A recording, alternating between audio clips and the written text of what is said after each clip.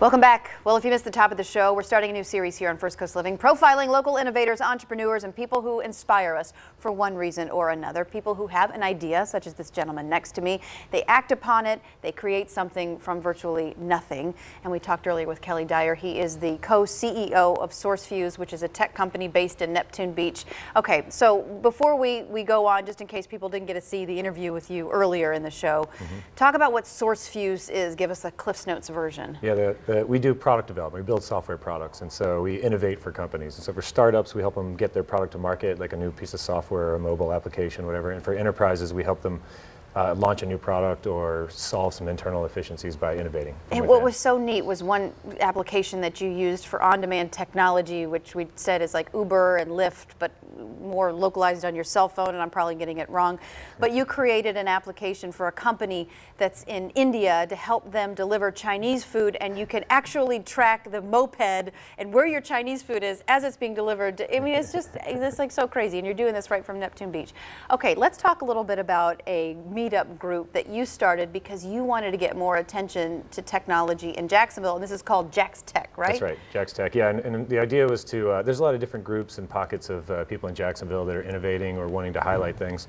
So I wanted to highlight some of the businesses, the higher profile organizations in Jacksonville and how they're using technology so that other business owners or marketers or entrepreneurs or people who want to learn can come out and hear what the Jaguars are doing or what the players are doing for their events or what other big companies in Jacksonville are doing so they can apply that to their business. And you have fun too, because I think we have some video to show kind of what you guys get together, and yeah, it's talking about business, but you also have fun. You have some meetings, you have some frosty malt beverage. We had a party there that was at Casa Marina last summer. We do a summer social, so I try to put together a social of all the groups where we just kind of have a party, and it's get everybody together that can come and eat and drink and play and talk and meet. And we saw Matt Rapp, Culpepper, Jaguars. You talk and meet with people from those companies about how they can integrate technology into their professions, or is it also the inverse of that? They talk about the technology they're using. Yeah, they're talking about what they're doing that's innovative. So we get to, so the Jaguars, you know, they were talking about their football technology. So some of the analytics they use for when players are on the field and how their predictive analytics of what play is going to come next,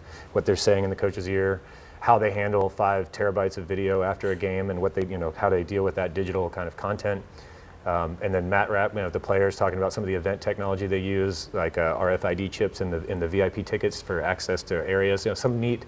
Anyone else who puts on an event could learn from these types of things, or you know, deals with analytics could learn from what the Jaguars do with analytics. Okay, so somebody like me who's not very tech savvy, and if I show up, is this like over my head, or can we come? If you're interested in technology, can you show up, or do you have to have like a tech company to be able to come to your group? No, it's meant to be accessible. Like it's real practical uses and cool, innovative things people are doing that are accessible. Now, it may get techie if people ask questions because usually it is a tech focus, but it's really a business-focused kind of thing. So anybody who's interested in kind of what's going on or how they can learn, it's to learn and network and meet people. And are you having fun with all of this? I mean, this is you just need to get more attention on it, right? To try to get more people who are, because Jacksonville, you don't think of Jacksonville maybe being like the center of technology. You think of Silicon Valley, but that's not necessarily the truth. There's a lot going on right here. Yeah, there's a lot of pockets of it. There's a lot of energy, a lot of people, you know, running groups. There's like Startup Jacks, and then there's the whole One Spark and what we've had in the past and what it could be.